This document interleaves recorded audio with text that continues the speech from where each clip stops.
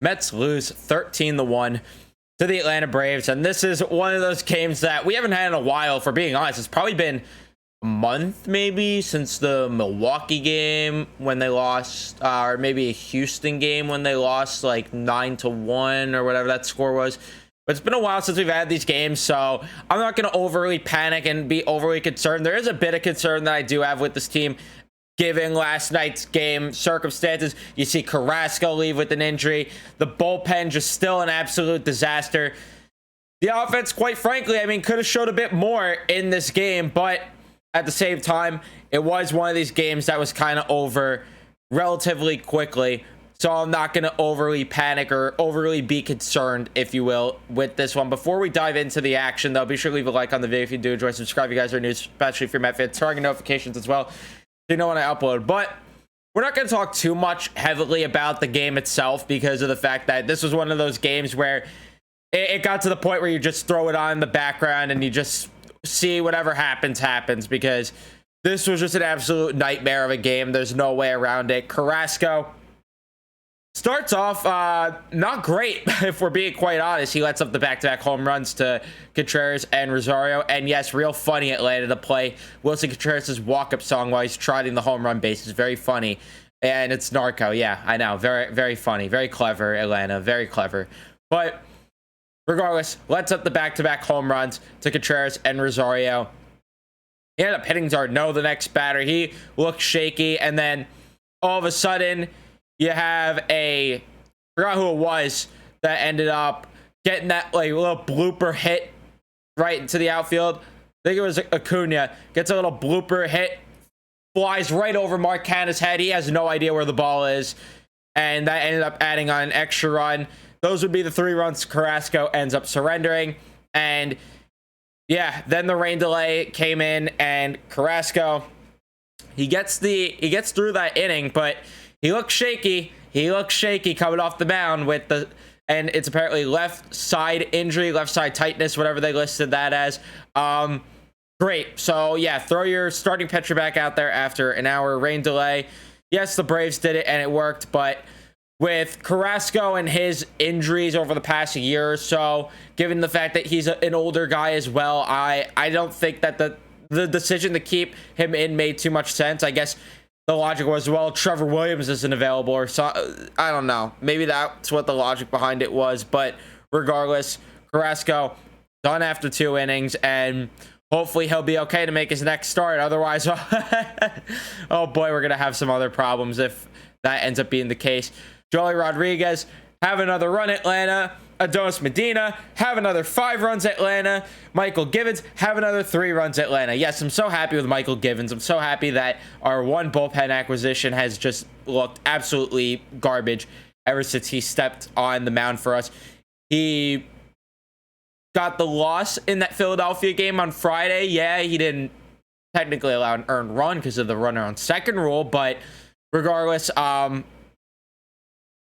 of that, I mean, yes, Sunday, I don't think he let up a run.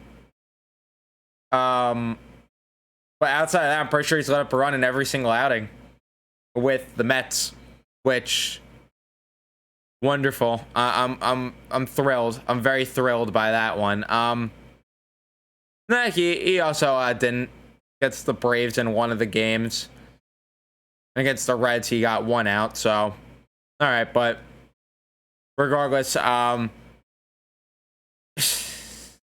mean, this is seriously the only bullpen acquisition that the Mets made. It's still laughable to this day, and that's where my only concern comes in, is that, like, how did you look at this bullpen figure? Yeah, this is enough,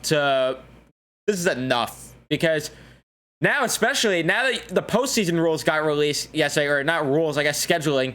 So now it looks like games in a series, in the DS, games 3 through 5, is it? Right? Maybe, yeah, games 3 through 5 are all played consecutively, and then games 3 through 7 in the Championship Series and the World Series are played consecutively. So yes, if the Mets are playing all the way in Los Angeles for games 3, 4, 5. Yep, they come right around to New York for games 6 and 7. And they play the next day. Great idea, MLB. Great idea. Surely that's not going to cause any problems. And surely injuries won't be an issue come postseason time either. So, yeah, now the Mets are in a position where you can't use DeGrom and Scherzer just as much as you wanted to initially, probably in the postseason, where you're probably going to go with the 3 starters. You're going to do, probably Scherzer, DeGrom, Bassett, those 3 for the postseason. Well, now you're in a position where you're going to have to use another starter, and you're in a position where your bullpen's going to have to be used more. And oh God, that's no. Oh, I'm concerned with this bullpen. I mean, when it's just the names in this bullpen, I don't know how many times I have to come onto this microphone and say that these names are just absolutely ridiculous. Joely Rodriguez, Adonis Medina, now Michael Givens, you could chalk up on that list. Yohan Lopez, Steven Nagosic. It's just embarrassing to see with this bullpen. It's truly embarrassing. But Darren Ruff threw 2 innings. Was the best pitcher of the day. Didn't allow a run. Allowed 1 hit. Darren Ruff was the best pitcher of the day. There you go. That's all you need to know. Hey, at least it gave a situation where you could give the backups a bit of playing time. You got Perez into this game as a backup catcher because Nito ended up having an illness, going on the injured list. So there you had, who was it? The new guy they called up, Devin Marrero. That's the name, right? Marrero. Sure. We'll go with it. He ended up getting an at-bat, played some shortstop, got Lindor off his feet, got Alonso off his feet too by playing James McCann at first base. Yeah. I mean, I don't know what to say other than it was just a funny game. A funny game. They got killed. There's no way around it. And this bullpen clearly doesn't have enough in it. Doesn't have enough. Seth Lugo definitely needs to step up. But then again, where's the lefty in this bullpen? I've been asking that question since the start of the season, what it feels like. And then I asked it after the deadline.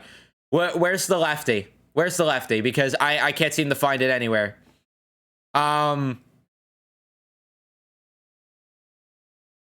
Well, it just feels like we're right back at square one where Ottavino and Diaz are the only guys in this bullpen we can trust. Trevor May a bit. All right.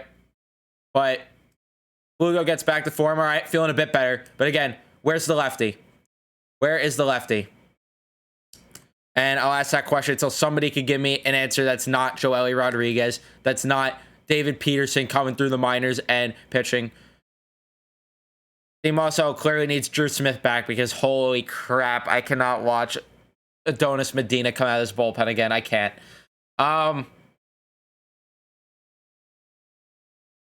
Right. Yeah, I mean, there's not much else to say with this game. They sucked from head to toe. Congrats to Jeff McNeil being the only one to do anything offensively. 4 hits on the day. Nimmo had 2. And Canna had 1. Outside of that, bunch of goose eggs in the hit column there. And even then, who cares? Who cares? Unless you're Jeff McNeil, who cares? McNeil on the 4 runs. Congrats. Eduardo Escobar cannot play baseball. It's simple. They need to call up Beatty already. I don't know if they're waiting for that August 21st date, because I think there is some rule with that someone said. I don't know if they're waiting for that or what, but Eduardo Escobar cannot play. He can't. It's simple. He can't. Yeah, you got the RBI, sac fly. Golf claps there. He can't play baseball. It's that simple. Outside of that, I mean, it was just a bad day. It was just a bad day. I can't really say anything else for the rest of the guys because, I mean, everyone has their off days, but Eduardo Escobar, oh boy. And now the fact that he has to hit left-handed only, too. He can't swing right-handed. The fact that he's hitting left-handed only now, too. Great. Oh, great. Oh, God. So, where does that lead us? I guess to today, right? I guess to today. You got Walker on the mound versus Charlie Morton. Gonna be interesting. Gonna be interesting. And it just aggravates me seeing on the other side the Braves call up their younger guys. They call up Vaughn Grissom. They call up Michael Harris straight from Double-A. And I'm thinking, man, when are the Mets gonna do something like that? When are the Mets gonna call up their prospects? Beatty looks ready, but sure, we gotta wait that extra week or so.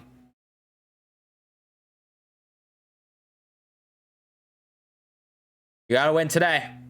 You gotta win today, because if you lose today, and the best you could do is a split would be cool, but I think you'd prefer to win today. Then you could afford at least another game in this series. Win today. Win today. Then you have Scherzer and DeGrom pitching. You should win at that point the series, but God only knows what this offense will do with those guys on the mound. Just win today. I don't have anything else to say. Leave a like if you enjoyed. Subscribe if you're new. Turn on your notifications. I'll see you in the next one. Let's go Mets.